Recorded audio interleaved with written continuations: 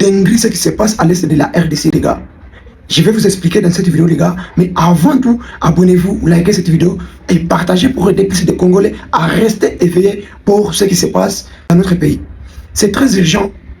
Nous-mêmes, là, quand on vous dit que la guerre à l'est, la RDC ne combat pas seulement les Rwandais. Ne voyez pas les Rwandais, ne voyez pas les M23. C'est très grave ce qui se passe à l'est.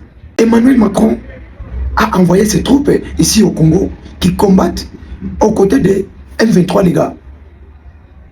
Dernièrement, la semaine passée, vous avez vu, nos soldats étaient tout prêts, étaient déjà même entrés dans la ville de Minembwe, au centre-ville de Minembwe. Mais ils ont été repoussés au plus vite. C'était par rapport à quoi? C'était par rapport que la France a envoyé ses troupes, ses soldats bien équipés avec les avions de chasse pour aller soutenir les Rwandais dans ces combats-là. C'est la raison pour laquelle vous avez vu, nos soldats ont été obligés de faire un repli stratégique. Franchement, ce qui se passe est très grave. Je vais vous laisser écouter cette vidéo d'un Français lui-même qui explique ce qui se passe à l'est de la RDC. Regardez cette vidéo attentivement, les gars. Y a-t-il des soldats français à l'est de la République démocratique du Congo? Alors, c'est une rumeur qui a circulé sur Internet ces derniers jours qui disait que des militaires français étaient présents à l'est de la RDC et combattaient aux côtés de la rébellion du M23, rébellion soutenue par ailleurs par le Rwanda de Paul Kagame, et ces soldats français auraient été présents dans plusieurs localités de l'est du Congo, notamment Rubaya, qui abrite une grande mine de coltan qui est contrôlée par la rébellion du M23.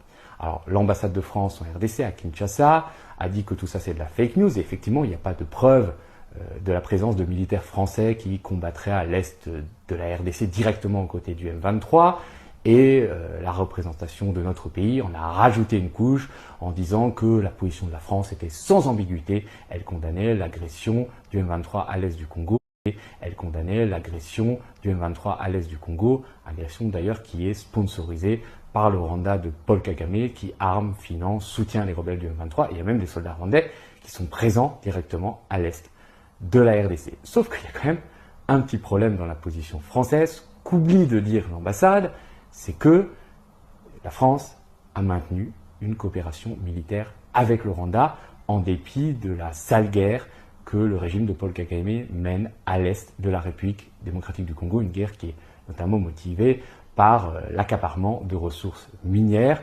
Vous avez des soldats français qui se rendent au Rwanda aux côtés des forces armées rwandaises, vous avez des officiers rwandais qui viennent en France. C'est à peu près aussi incongru que si nous, Français, on condamnait d'un côté pour la forme l'agression russe en Ukraine, l'invasion russe en Ukraine, et de l'autre côté, on envoyait des soldats français coopérer avec l'armée de Vladimir Poutine. Vous imaginez le tollé que ça serait en France, on dirait mais c'est de l'hypocrisie absolue. Pourquoi on soutient un agresseur? Eh bien, au Rwanda, on fait pareil. On maintient cette coopération militaire en dépit du rôle néfaste du Rwanda à l'est de la RDC. On reçoit Paul Kagame avec tous les honneurs, alors que c'est quand même un dictateur patenté qui a remporté les dernières élections avec le score soviétique de 99% des voix. Il faut dire que le Rwanda nous rend de fiers services, notamment en envoyant des soldats rwandais au nord du Mozambique combattre des islamistes dans une région où il y a un méga projet gazier de Total Energy, méga projet gazier qui est pour l'instant empêché par cette insurrection djihadiste.